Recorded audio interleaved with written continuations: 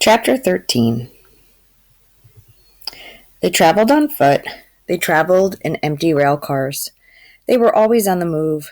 But in truth, said Bull, we are going nowhere.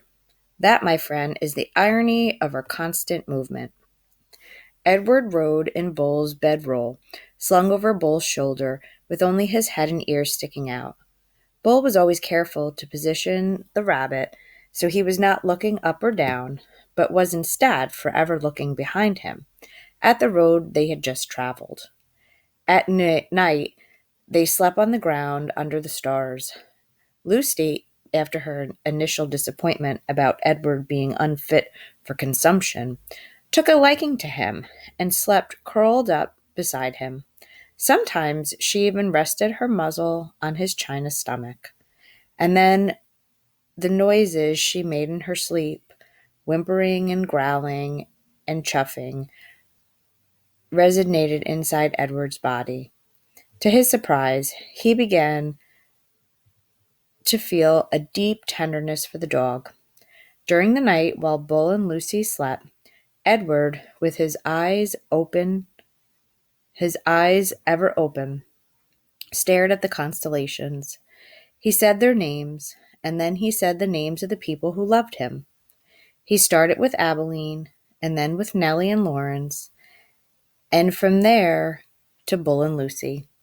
And then he ended again with Abilene, Nellie, Lawrence, Bull, Lucy, Abilene. See, Edward told Pellegrina, I am not like the princess. I know about love. There were times, too, when Bull and Lucy gathered around a campfire with other tramps. Bull was a good storyteller and an even better singer. Sing for us, Bull, the men shouted.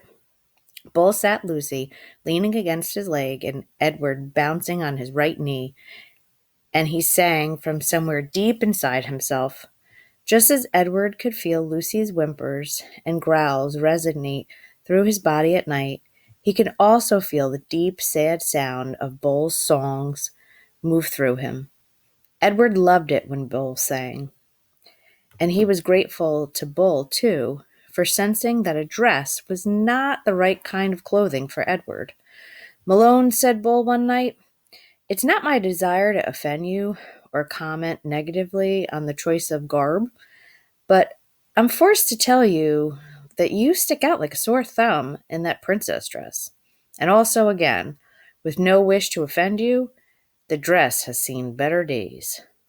Nellie's beautiful dresses had not fared well at the dump or in its subsequent ramblings with Bull and Lucy. It was so torn and dirty and full of holes that it barely resembled a dress anymore. I have a solution, said Bull, and I hope it meets your approval. He took his own knit stocking cap and cut a big hole on the top of it with two small holes on the side of it, and then he took off Edward's dress. Look away, Lucy, he said to the dog. Let's not embarrass Malone by staring at his nakedness. Bull slid the hat over Edward's head and pulled it down and poked his arms through the smaller holes. There you go, he said to Edward. Now you just need some pants. The pants Bull made himself, cutting up several red handkerchiefs and sewing them together so that they formed a makeshift covering for Edward's long legs. Now you have the proper outlaw look, said Bull, standing back to admire his work. Now you look like a rabbit on the run. Chapter 14. At first, the others thought that Edward was a great good joke. A rabbit? The hobo said, laughing. Let's chop him up and put him in our stew pot. Or when Bull sat with Edward carefully balanced on his knee, one of them would call out, You got yourself a little dolly, Bull? Edward, of course, felt a surge of anger at being referred to as a dolly. But Bull never got angry. He simply sat with Edward on his knee and said nothing. Soon the men became accustomed to Edward, and word of his existence spread. So it was when Bull and Lucy stepped up to a campfire in another town, another state, another place entirely. The men knew Edward and were glad to see him. Malone, they shouted in unison, and Edward felt a warm rush of pleasure at being recognized, at being known. Whenever it was that had begun in Nellie's kitchen, Edward's new and strange ability to sit very still and concentrate the whole of his being on the stories of another became invaluable around the hobo campfire. "Look at Malone," said a man named Jack one evening. "He's listening to every dang word." "Certainly," said Bull. "Of course he is." Later that night, Jack came and sat next to Bull and asked if he could borrow the rabbit. Bull handed Edward over, and Jack said, with Edward upon his knee, he whispered in Edward's ear, "Helen," Jack said, "and Jack Jr. and Taffy. She's the baby. Those are my kids' names. They are all in North Carolina. You'd ever been to North Carolina? It's a pretty state. That's where they are. Helen, Jack Jr., Taffy. You remember their names, okay, Malone?" After this, wherever Bull and Lucy and Edward went, some tramp would take Edward aside and whisper the names of his children in Edward's ear. Betty, Ted, Nancy, William, Jimmy, Eileen, Skipper, Faith.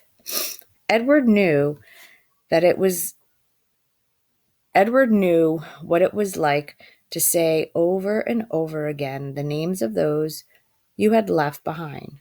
He knew what it was like to miss someone, and so he listened. And in his listening, his heart opened wide and then wider still. The rabbit stayed lost with Lucy and Bull for a long time.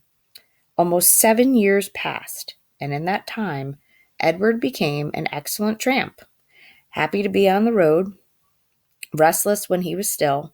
The sound of the wheels on the train tracks became a music that soothed him.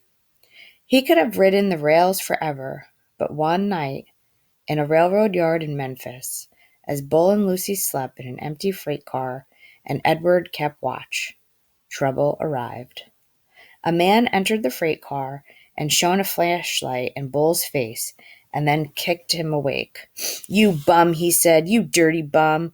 I'm sick of you guys sleeping everywhere. This ain't no motel." Bull sat up slowly. Lucy started to bark. "Shut up," the man said. He delivered a swift kick to Lucy's side and made her yelp in surprise. All his life, Edward had known what he was. A rabbit made of china. A rabbit with bendable arms and legs and ears. He was bendable, though, only if he was in the hands of another. He could not move himself, and he had never regretted this more deeply than he did that night when he and Bull and Lucy were discovered in the empty rail car. Edward wanted to be able to defend Lucy, but he could do nothing. He could only lie there and wait. "Say something," said the man to Bull. Bull put his hands up in the air. He said, "We are lost." "Lost? Ha! You bet you're lost." And then the man said, "What's this?" And he shone the light on Edward. "That's Malone," said Bull. "What the heck?" said the man. He poked at Edward with the toe of his boot. "Things are out of control. Things are out of hand. Not on my watch. No, sir. Not when I'm in charge." The train suddenly lurched into motion. "No, sir," said the man again. He looked down at Edward. "No free rides for rabbits." He turned and flung open the door of the rail car, and then he turned back, and with one swift kick, he sent Edward sailing out into the darkness. The rabbit flew through the late spring air. Far behind him, he heard Lucy's anguished howl. "Ow!" she cried. Edward landed with a most alarming thump, and then he thumbled and tumbled down a long, dirty hill. When he finally stopped moving, he was on his back. staring up at the night sky. The world was silent, and he could not hear Lucy. He could not hear the train. Edward looked up at the stars. He started to say the names of the constellations, but then he stopped. Bull, his heart said. Lucy. How many times Edward wondered.